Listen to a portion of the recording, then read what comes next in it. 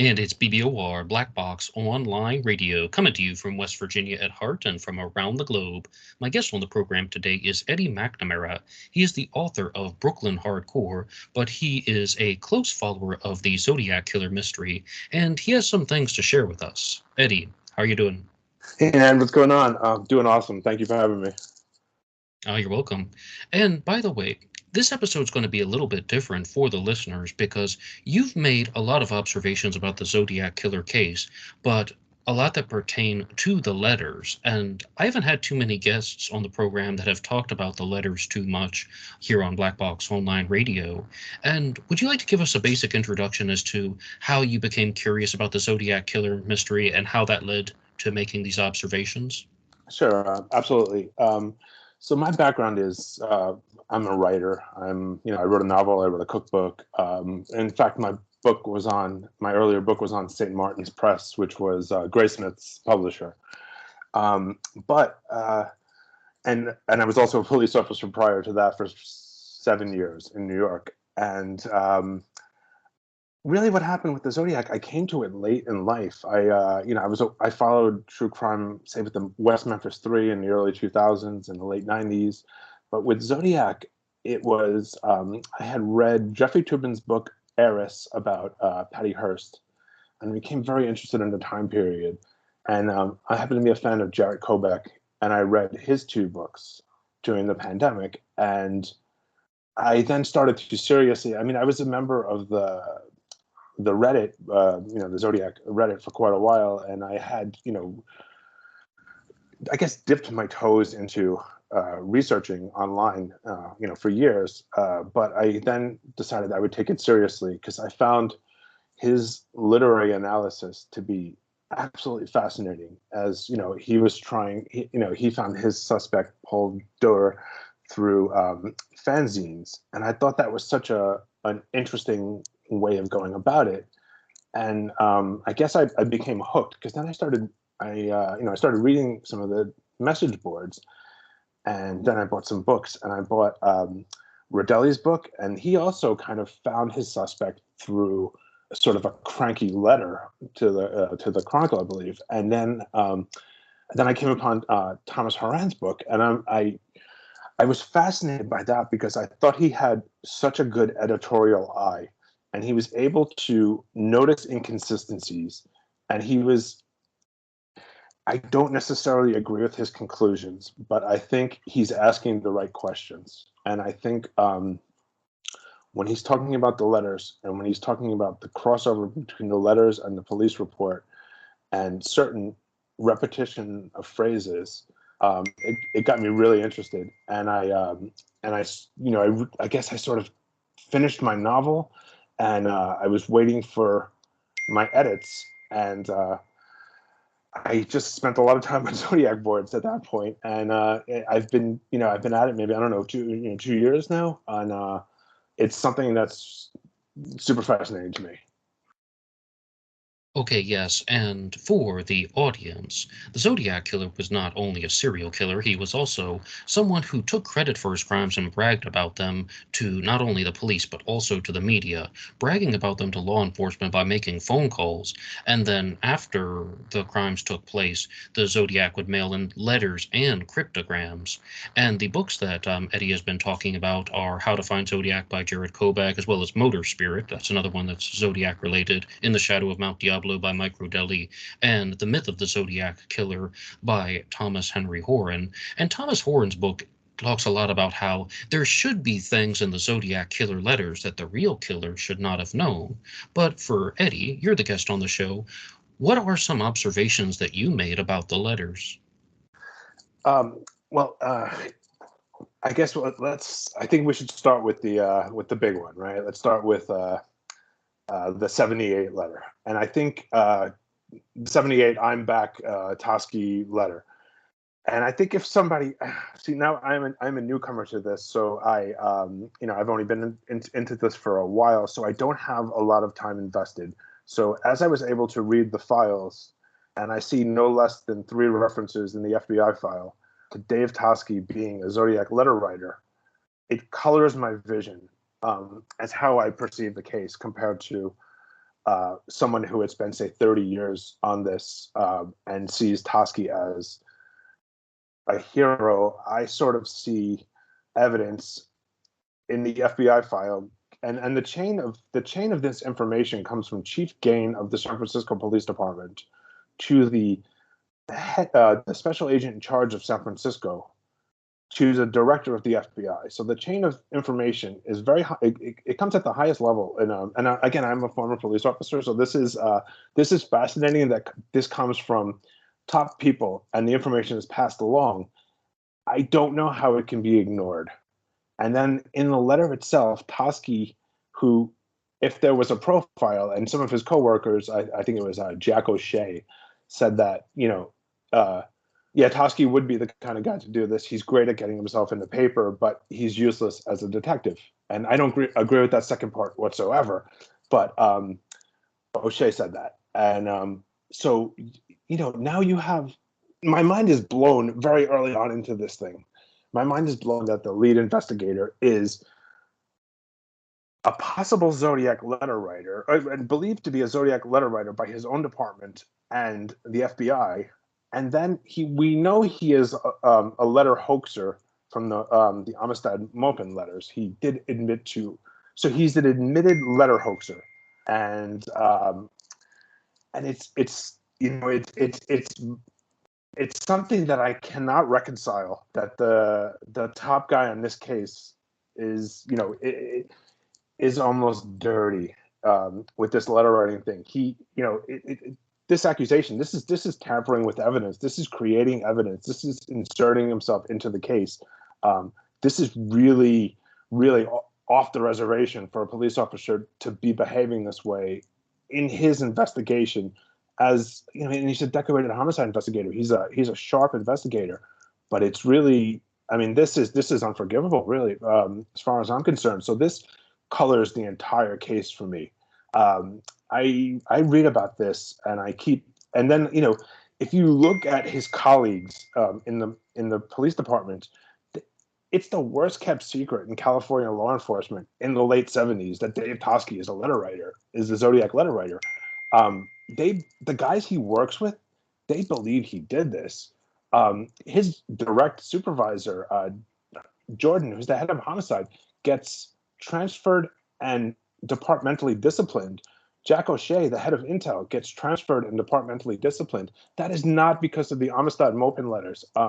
If you I speak to a lot of current and ex-law enforcement people on just based on these observations I've made on Zodiac message boards, and to a man, they agree with me. They're on the message boards, and I hate to say this, but on the message boards they stay pretty neutral. But in our conversations, to a man, they're like, oh yeah, there's no way that Jordan and O'Shea are bounced and punished because this guy wrote a letter to a columnist on his own time, pretending to be a lady, talking about how handsome Dave Toschi is.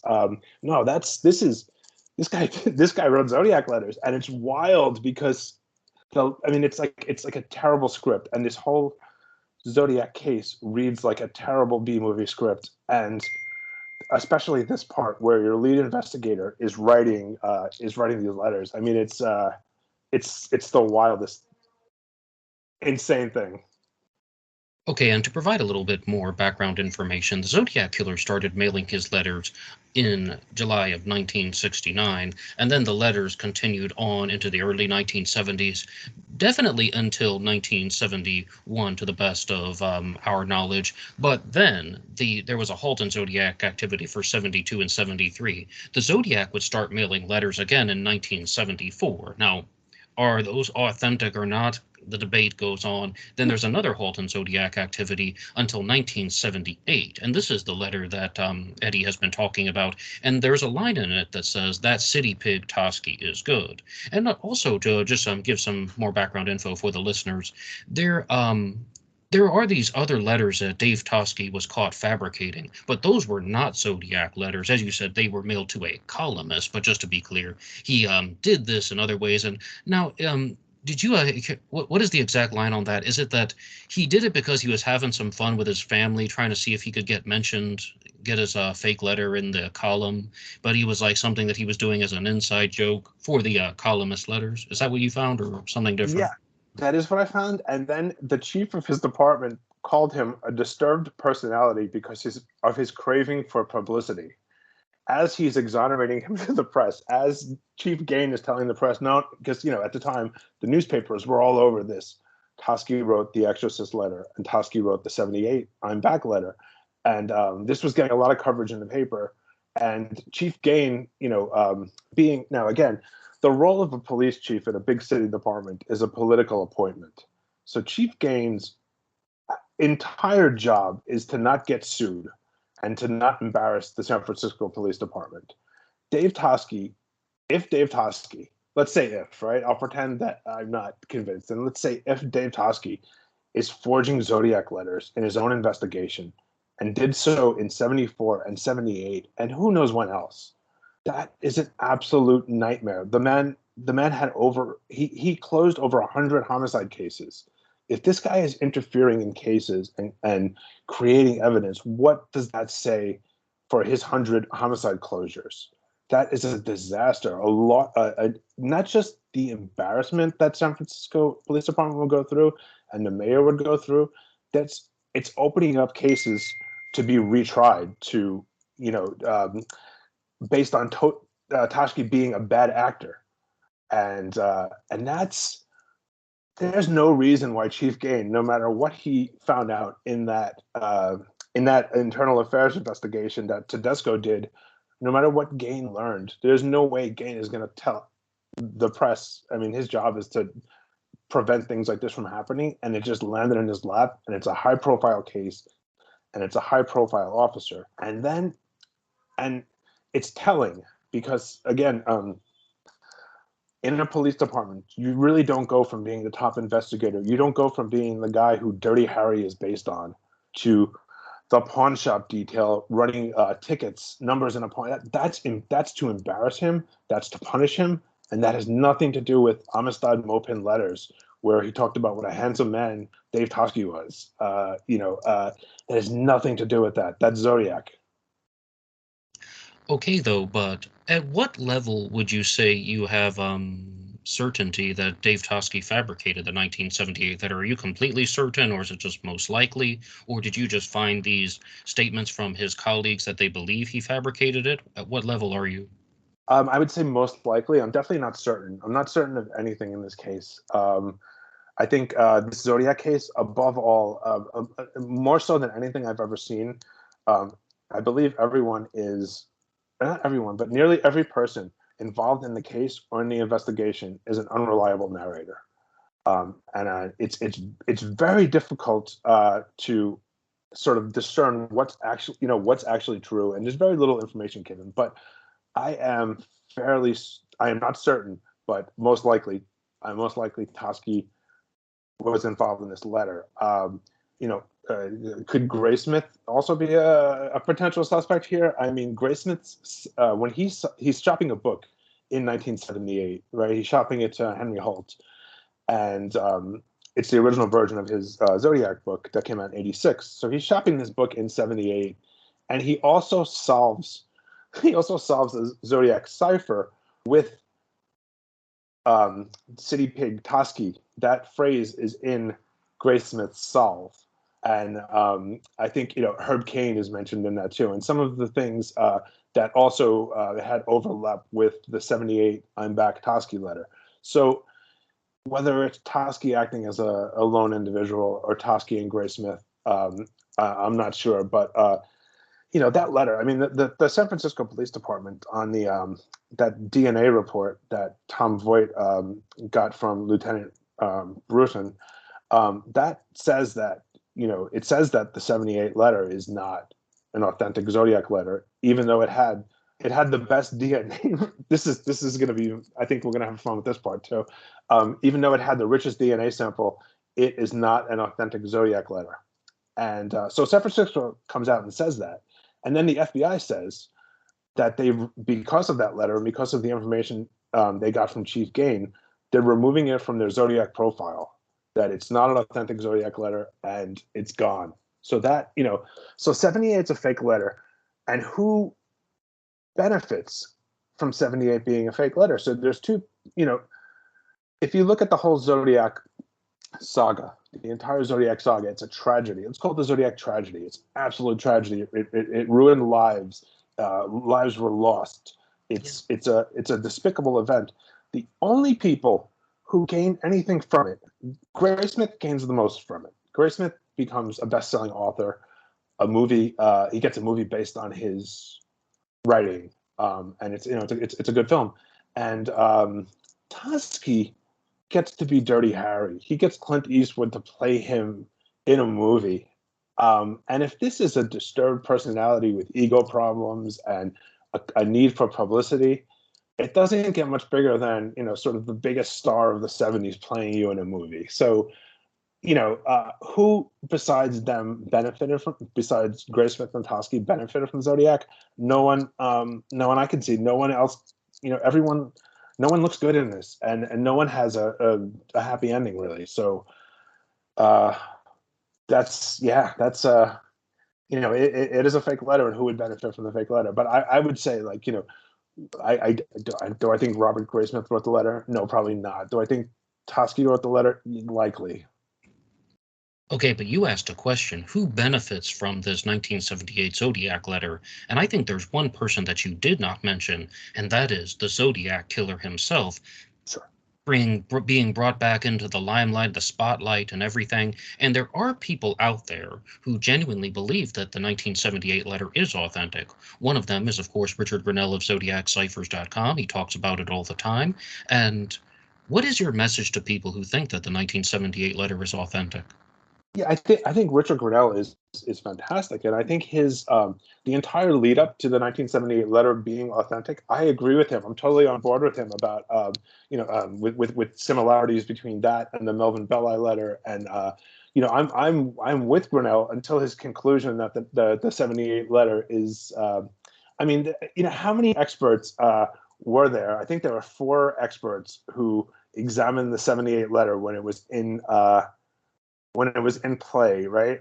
Who was it? It was Prouty. It was who are the other ones? There were 4. I have it down somewhere. The only name that comes to mind is Alan Keel, who made public comments about it, or semi-public comments about it. Well, yeah, Keel was the DNA, but the question document people, it was the post.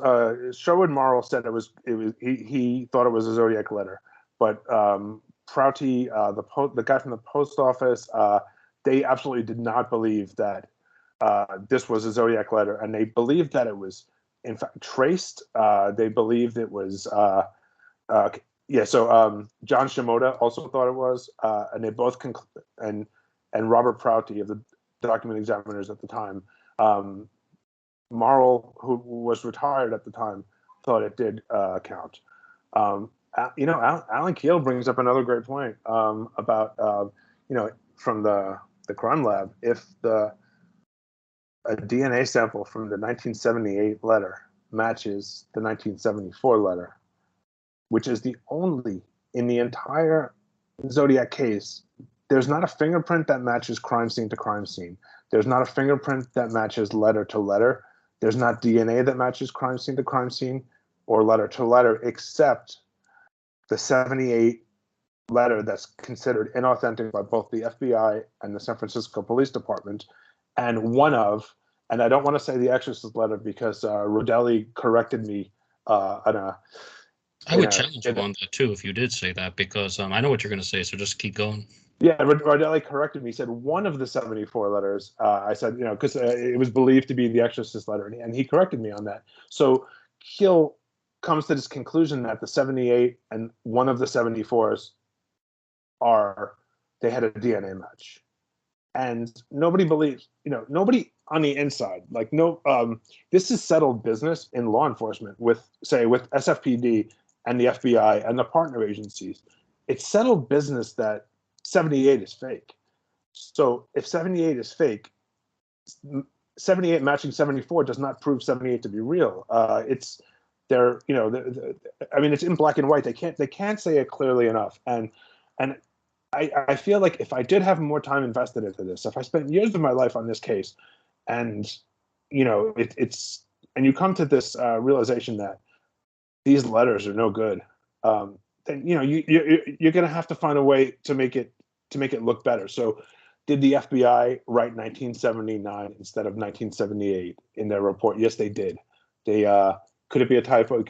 So you would look for things like this to invalidate the findings of the FBI, to invalidate Chief Game telling the FBI. So I get it. If I had more time invested, and if I had a suspect, or if I wrote a book about a suspect, and Tosky was an investigator, an investigator not involving himself in the case, then yeah, I would find ways to prove what I'm saying wrong. And I think I gave you one right there. The FBI refers to the 78 letter as the 79 letter. So obviously it can't be the 78 letter because it says 79. But wait a second, though, because you've also talked about how there is a chart that was obtained by Tom Voigt and that has been Yeah. shared, and several people have read it and examined it. And what it talks about is that there is this match between the 1978 letter and one of the letters from 1974.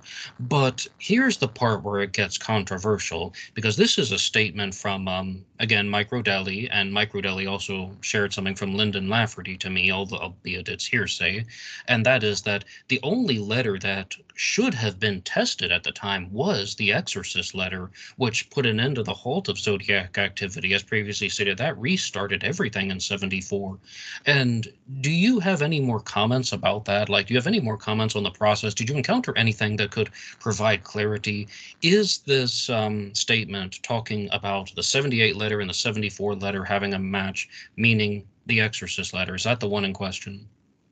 I mean, I think it is, and I think that's what it was. I mean, I'm not entirely sure, and if Rodelli has reservations about that, and he did speak, he got the information from Keel, and he's more aware of it firsthand than I am.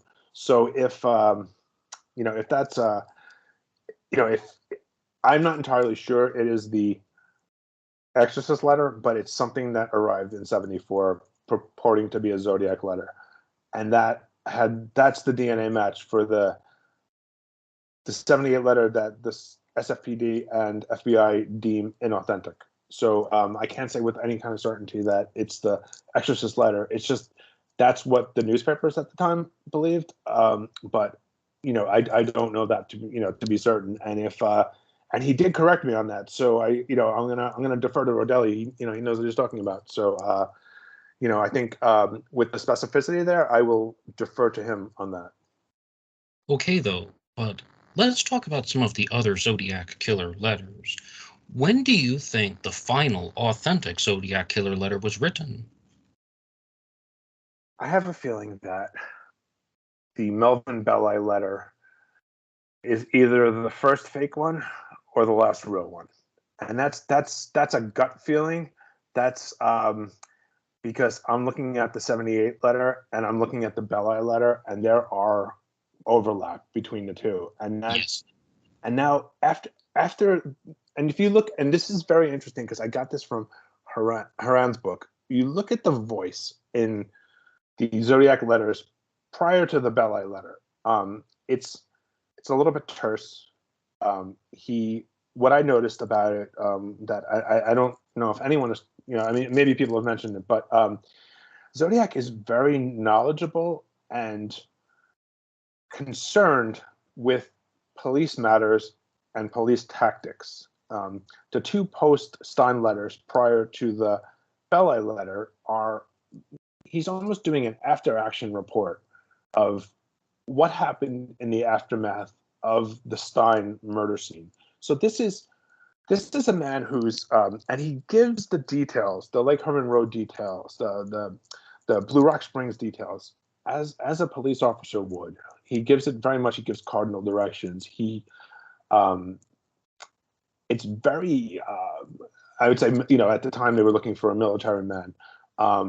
It's very, let me say, law enforcement adjacent. The things he's saying. Then the Belli letter comes, and then we start to see letters afterwards. And now he's a bit of a film critic. Now he's got jokes.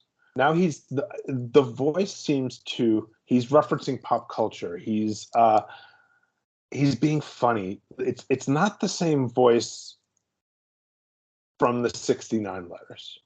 And I'm not sure. I can't, I'm not a handwriting expert, and I am not sort of a question documents expert either. But I feel like the voice of the Zodiac starts changing, and I believe that the 69 letters, possibly including the Belli letter, are all from one person. After that, I become skeptical, but I'm not certain. But I become skeptical.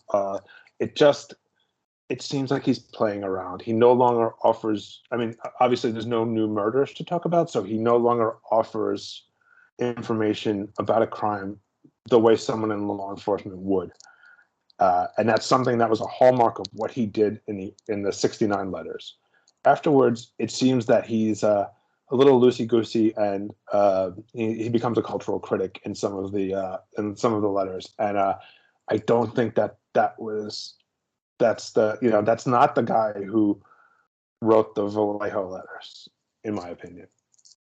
Okay, though, but you did say that you entertained the possibility that the 1969 Melvin Belli letter could be the first forgery or the first fabricated letter, but that letter included a piece of Paul Stein's bloody shirt in it. How would that be possible to be a forgery?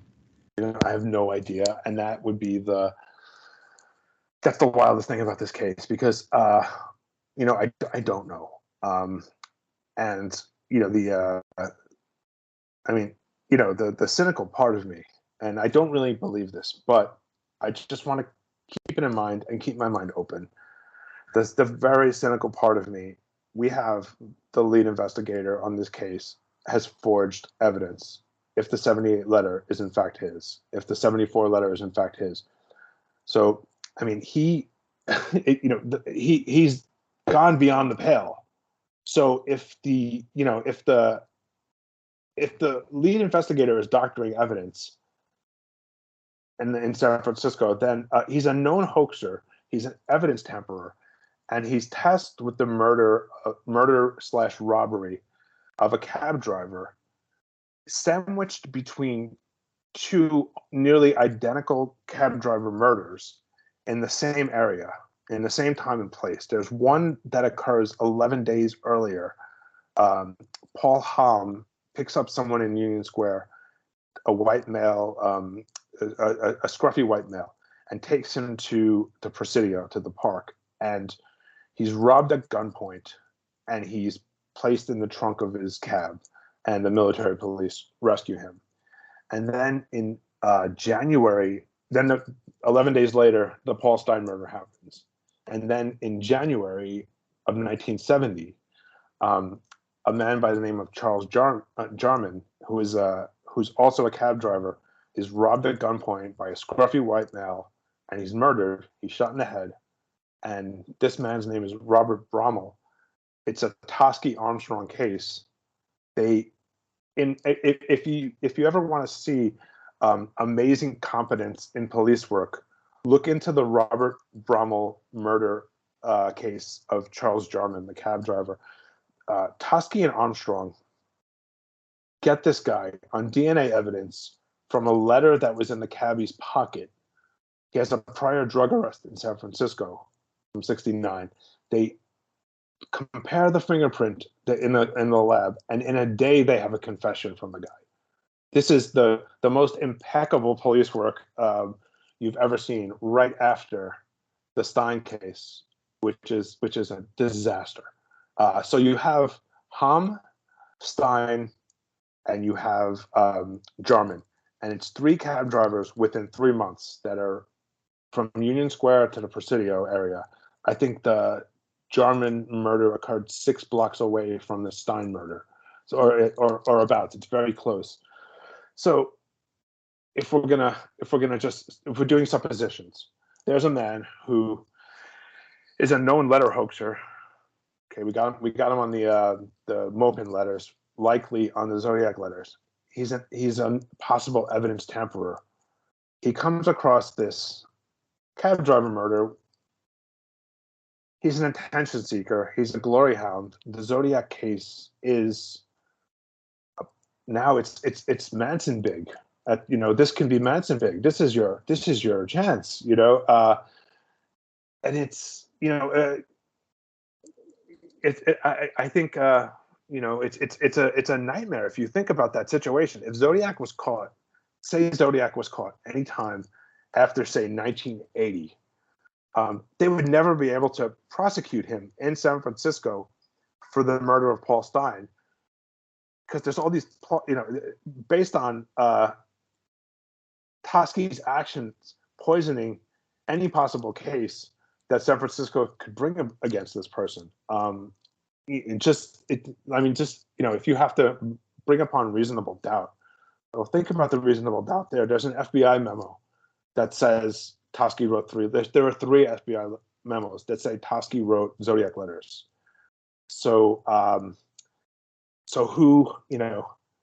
could the shark get there? I don't know. The guy who is in charge of the case, it's his crime scene. And he's shady.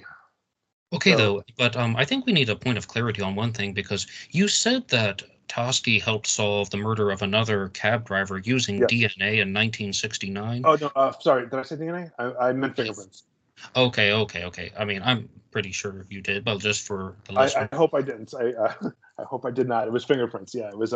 He was on file for a drug arrest, and they found a fingerprint on a letter in the. It was an envelope in the cab driver's pocket. Toschi ran it to the crime lab. They matched the print, and they got this guy Robert Brommel, scruffy white guy, scruffy skinny white guy. Sounds a lot like the Paul Hamm guy. And they got him in one day, and in one day he confesses, gives the whole thing up. It's it's in the papers at the time, and interestingly, so when I first started looking at this, I had assumed that Zodiac investigators were looking into these things as well. So I had reached out to associates, and I was like, I'm sure you're tired of talking to people investigating the Zodiac case, but and they're like, I haven't thought about that since 1970, and no one's asked me anything about that since 1970, and that's I don't want to say too much about that, but that happens because their names are in the paper. There are people whose names are in the paper for both the things I'm going to talk about today, both Lake Herman Road and sort of the Toschi fiasco on Presidio Heights, and no one's really beating down their door. And there's something that I wanted to say this because it resonated with me a lot. Where I think the tagline on your show, is "Being weird is not a crime." That's right. And I firmly believe that myself. And I think, and this will make me no friends, but I think a lot of Zodiac investigators are looking for someone who is both dead and weird and harmless in the San Francisco Bay Area.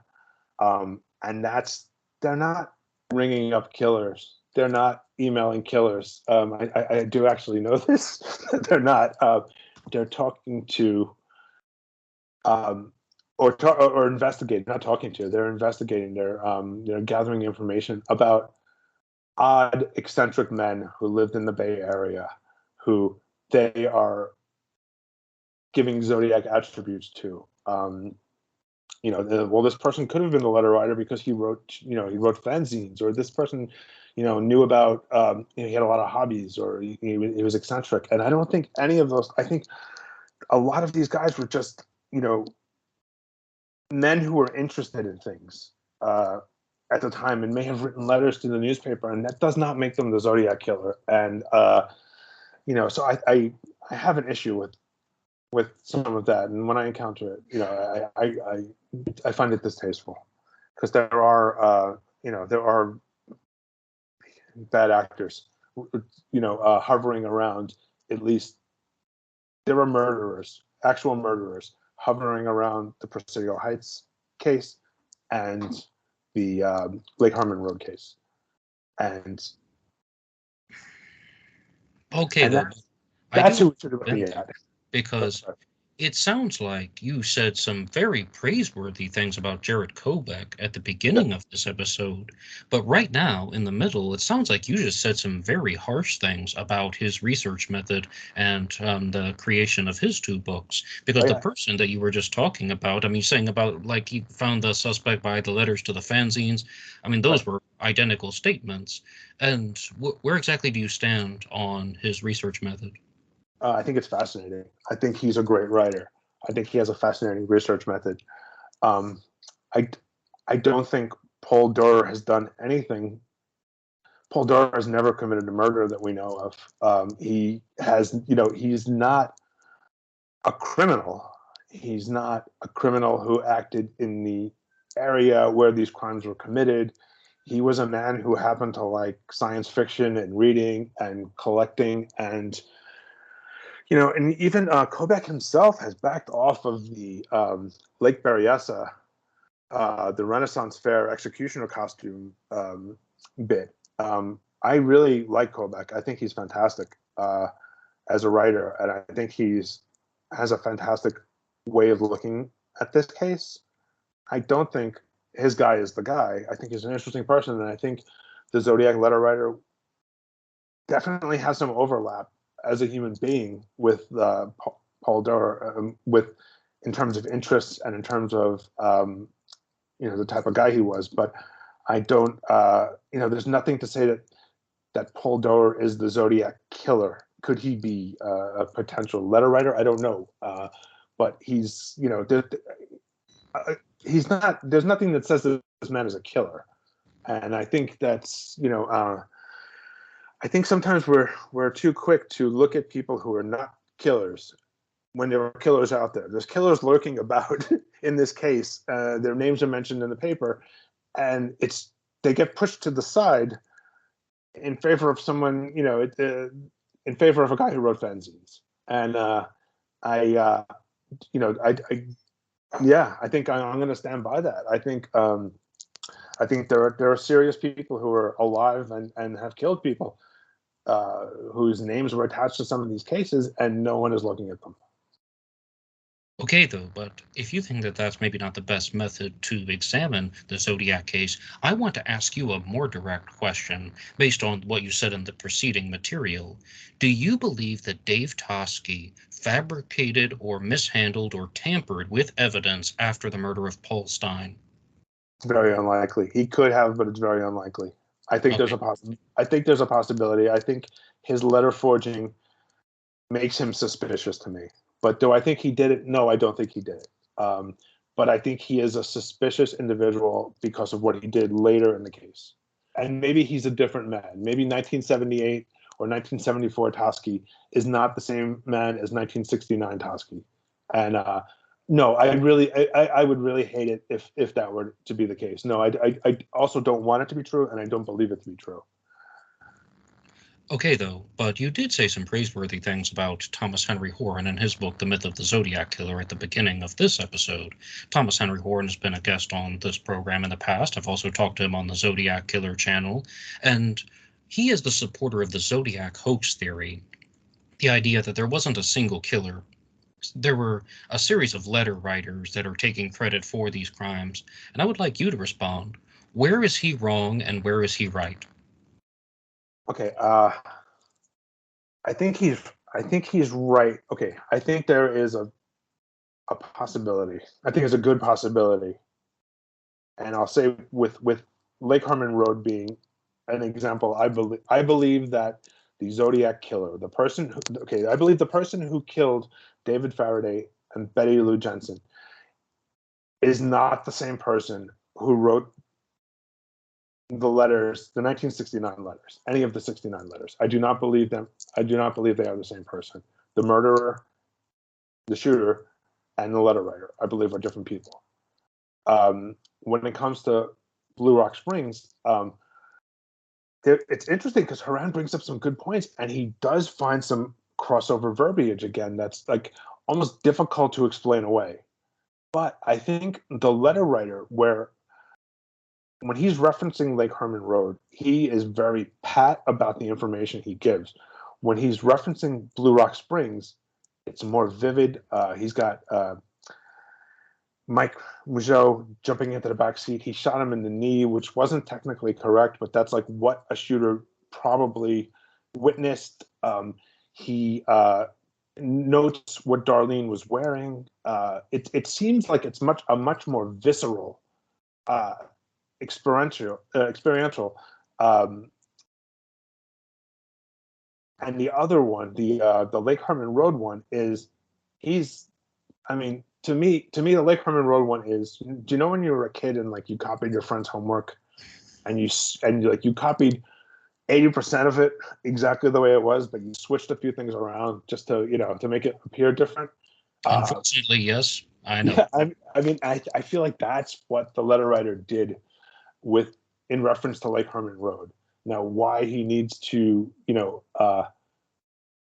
take credit for Lake Herman Road, I don't know. And what we do know is that the Zodiac letters do not come until after the murder of Darlene Ferrin, which to me means the Darlene Ferrin murder is the important one in this case. But so yeah, so Haran, I agree with Haran that the letter writer and the Lake Herman Road shooter are not the same person.